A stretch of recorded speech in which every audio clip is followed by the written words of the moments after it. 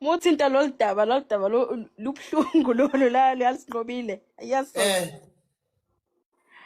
La Thabani ngikutshele.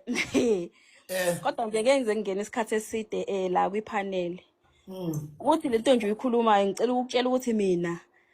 ngaleli cala likaMeyiwa thina siqoliwe hayi indaba yokudlala and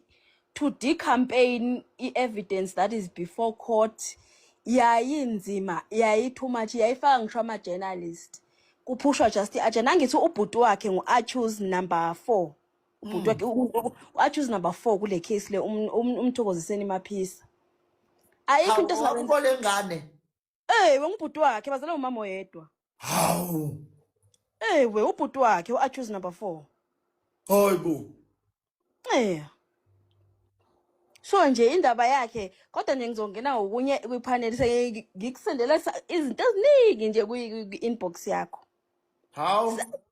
Labafana sibondlile labafana sikholeliwe ukuthi abayenzanga lutho and if lelicala awukazi uliqale from the start ungazi uthi hayi bayasukelwa ungazi uthi hayi leli judge kodwa nje if I can give you i-background ngizokunikeza i-background uze nayo then uyibone siphuma ko-Boksburg nalelicala ingakangeni leli judge leli lingakangeni sikhipha izimali sisondla nale ntombazana le iqamba amanga iloko ithi hayi iyafunwa ifuna ubulawa amaphoyisa sikhipha imali eshintsha indawo eyohlala koSotshe eshintsha indawo edla imali komayemaye esiqambela amanga so kuningi nje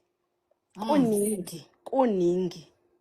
but nje I will tell you nje mase nginesikhathi nje ngikutshele konke so that ube ne-background ngikuvezele evidence izinto zonke ezasisenza everything I was forefront kuyo yonke i-campaign ukusiza labafana labayana but ke ngizokutshela ukutshela konke nje manje nje ngiyehla but wena ngizokutshela ngizoza nawe konke with everything evidence everything from the beginning. So la kwakondliwa nje izona futhi igebengu sakubuntombazane. Yebo. Angithi yena phela wayibanikeza yena mhlawumbe ipercent elincane asheke no rest ngoba zasebenzisa uFNB wakhe sisebenzise no Capitec. Esidayisela ngisho igiba ngizokukhombisa ngisho izithombe zami ngiqo everything evidence everything from the beginning.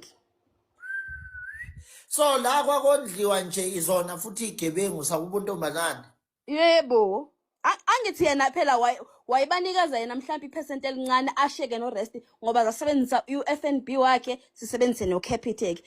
Esidayisela ngisho igiba ngizokukhombisa ngisho izithombe zami ngiqoke iskipa ePretoria mina kwakuyimina owayeyimarch organizer city campaign senza yonke into sihamba kuma department Cresalda Louis besifonela asishiya aqamba amanga athi uyena athi uyeza kwi-march sigcina sesisele sodwa kwi-march angaveli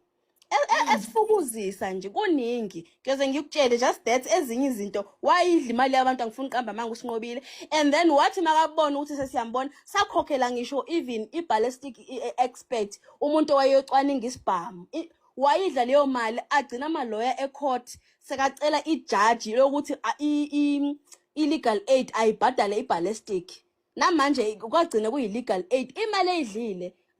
kunema-proof asikhulumi nje izinto ama-hearsay lana asikhona we were part of it we experienced it I will show you my pictures I will show you my pictures even inside the court sifoto yi-SABC is there on record and ngeke uzubhilive esidayisela ngisho izikipa athi asikhipha 300 bezikipa kuningi mina uzubona ukuthi even on my Capitec she's still a beneficiary with Capitec yami because ukuthi kuloko nginyanya nje every time when I see her picture and whenever abona ukuthi uyabona uzoya ku Facebook and take your picture and post it there abhala into ezingekho and she was even pushing a narrative there was a time la abona ukuthi sesiyabona ukuthi wenzakalani wahamba wayongiposta ku Facebook wathi yabona le ntombazana yaseZimbabwe and wayesazi ukuthi I'm a South African but wayetry ukuthi whatever mina ngizoyisho ebantwini abantu bangayilaleli i-strategy sakhe leso yokuthi makadla imali yenu then uzokwenza sure ukuthi uzokubed name uzokuposta kuqala and mina ngangenayo ke leyo nto ukuthi ngimposte whenever enze something but athatha isithombe sakhe hamba yosiposta athi yayibona le ntombazana yaseZimbabwe